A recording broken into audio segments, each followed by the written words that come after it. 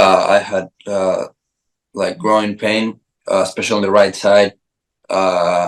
Whenever I kick the ball or whenever I play without really warming up, like at least 30 minutes or 20 minutes, it really hurt. And I also had some knee pain, especially on the left side, and hip pain, especially on the left side too.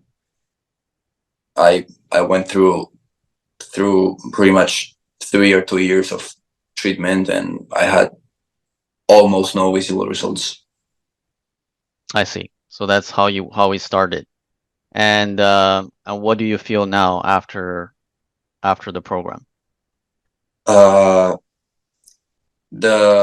growing pain is pretty much solved. I mean, I still have pain sometimes, but it's really like way better. I can kick, I can practice without warming up for a day, and my knee pain is pretty much gone in general.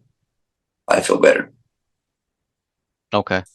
What about the in terms of practice, like you said before, you couldn't really practice with the groin issue that you had? No, I had, like with the groin, I trained one day, then I was off like 2 days, then I trained one day again, and I was off for a week, and I just kept coming and going, and I just had to do the things that I was told, which were like exchanging pain for pain. So it was pain, so I could be better later, but I was still in pain, so it made no sense. Now I'm training 5, 6, 7 times a week, and it's okay. Wow. Okay. That's really significant. Yeah. And talk about the experience a little bit. I mean, is this training, like how do you feel the difference between this training and the mainstream training that you did? Is this harder? It's harder for sure, in my opinion. I mean, it's a lot of mental stuff apart from the exercise itself. Yes. And honestly, when I first tried by myself before coming to the training, it seemed easier because, you know, I thought I was like doing tower curls instead of, you know, squats and big movements. But then when you really got to do it and to feel it, is harder. It burns harder, and it's just, and it takes time. So it's definitely harder for me, but worth it. I see. So in terms of the glutes response that you had previously to now, what is the change?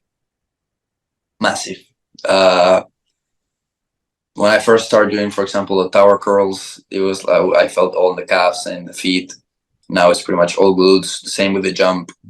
At first, I couldn't even keep up 20 seconds with a single leg jump, and now I can do up to maybe more than a minute or a minute.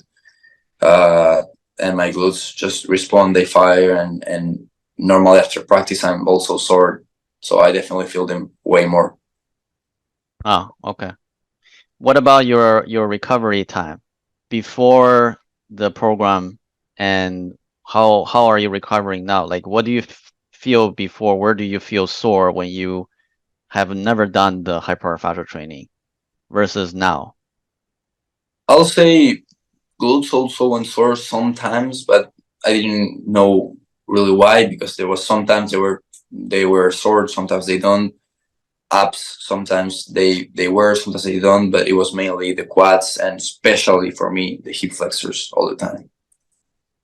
You had a lot of hip flexor before. Yeah, like after like, you know, an intense training day, it was just for sure that the hip flexors were hurt. Okay. So what about now? Do you still feel the hip flexor? Almost never. Okay. Okay, that's very good.